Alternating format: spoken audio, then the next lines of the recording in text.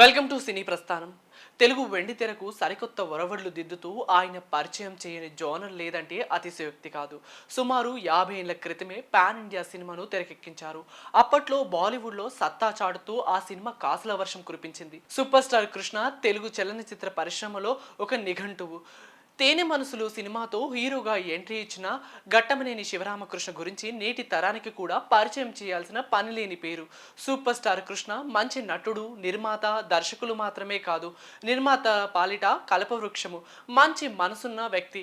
సినీ పరిశ్రమలోని 24 క్రాఫ్ట్లపై పట్టున్న కృష్ణ తెలుగు చిత్ర పరిశ్రమలో చెయ్యని ప్రయోగం లేదు. తెలుగు వెండితెరకు సరికొత్త ఒరవడులు దిద్దుతూ ఆయన పరిచయం చెయ్యని జోనర్ లేదంటే అతిశయోక్తి కాదు. సుమారు 50 ఏళ్ల క్రితమే పాన్ ఇండియా సినిమాను తెరకెక్కించారు. అప్పట్లో బాలీవుడ్లో సత్తా చాటుతూ ఆ సినిమా కాసుల వర్షం కురిపించింది. James Bond, cowboy, 70mm, Eastman colour నుంచి రంగుల సినిమాలు, ఇలా అనేక రకాల జోనర్లను, కొత్త సాంకేతికతను తెలుగు ప్రేక్షకులకు పరిచయం చేసి సూపర్ స్టార్ కృష్ణగా పేరు ప్రఖ్యాతలు తెచ్చుకున్నారు.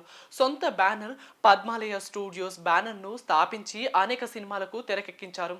భారతదేశంలోని తొలి యాక్షన్ కౌబాయ్ చిత్రం మోసగాళ్లకు మోసగాడు ఇప్పటికీ వెండితెరపై చెరగని ముద్రే. హాలీవుడ్ సినిమా స్టైల్లో కౌబాయ్ సినిమా జానర్నుతో KSR దాస్ దర్శకత్వంలో మోసగాళ్లకు మోసగాడు సినిమా పద్మాలయ స్టూడియోస్ బ్యానర్లోనే తెరకెక్కించారు. ఈ సినిమా తెలుగులోనే కాదు, భారతదేశంలోనే తొలి యాక్షన్ కౌబాయ్ చిత్రంగా పేరు తెచ్చుకుంది.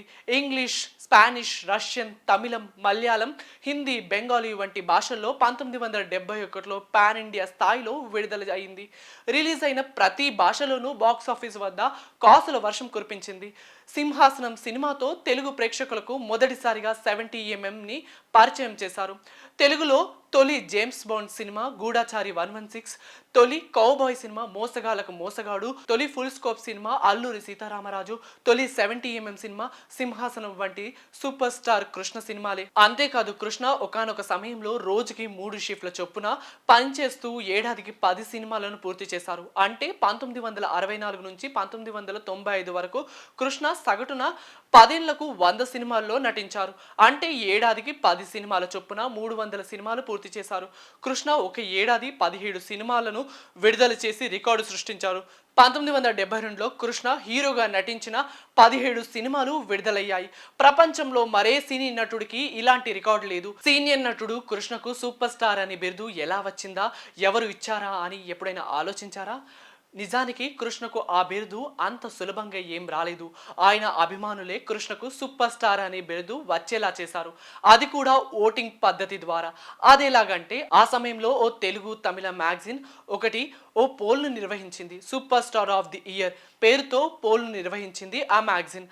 అది కూడా ఇప్పటిలాగా ఆన్లైన్ ఓటింగ్లో కాదు. తన అభిప్రాయాలను అభిమానులు పోస్ట్ ద్వారా పంపాలి. అలా జరిగిన ఓటింగ్లో వరుసగా 5 సంవత్సరాలు కృష్ణ పేరు టాప్ లో ఉండటం విశేషం. దీంతో అప్పటి నుంచి అందరూ కృష్ణను సూపర్ స్టార్ అని పిలవడం మొదలుపెట్టారు. దిగ్గజ నటులు పోటీలో ఉన్న అభిమానుల్లో ఓటర్లతో సూపర్ స్టార్ గా అయ్యానని గతంలో ఓ ఇంటర్వ్యూలో కృష్ణ స్వయంగా వెల్లడించారు. గూఢాచారి 116, మోసగాళ్లకు మోసగాడు, అల్లూరి సీతారామరాజు, ఈనాడు వంటి విభిన్నమైన సినిమాలు చేసిన కృష్ణను అభిమానులు ఎంతగానో ఆదరించారు. అందుకే సూపర్ స్టార్ బిరుదును కృష్ణకు కట్టబెట్టారు.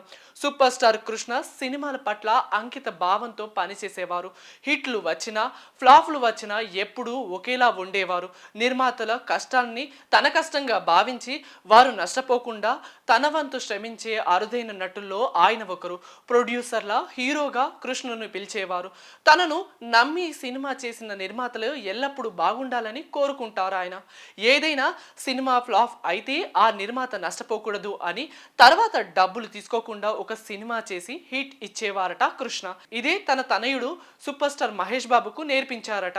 డేరింగ్ అండ్ డాషింగ్ నటుడిగానే కాదు, మంచి మనసున్న మనిషిగా ఇండస్ట్రీలో కృష్ణకు మంచి పేరుంది. తన సినిమాలో ఎప్పుడూ ఏదో ఒక కొత్తదనం ఉండేలా చూసుకుంటూనే ఆయన చేసే ప్రయోగాలు ఇండస్ట్రీకి అభివృద్ధికి దోహదం చేశాయి. అలాంటి గొప్ప నటుడిని కోల్పోవడం నిజంగానే ఇండస్ట్రీకి తీరని లోటు.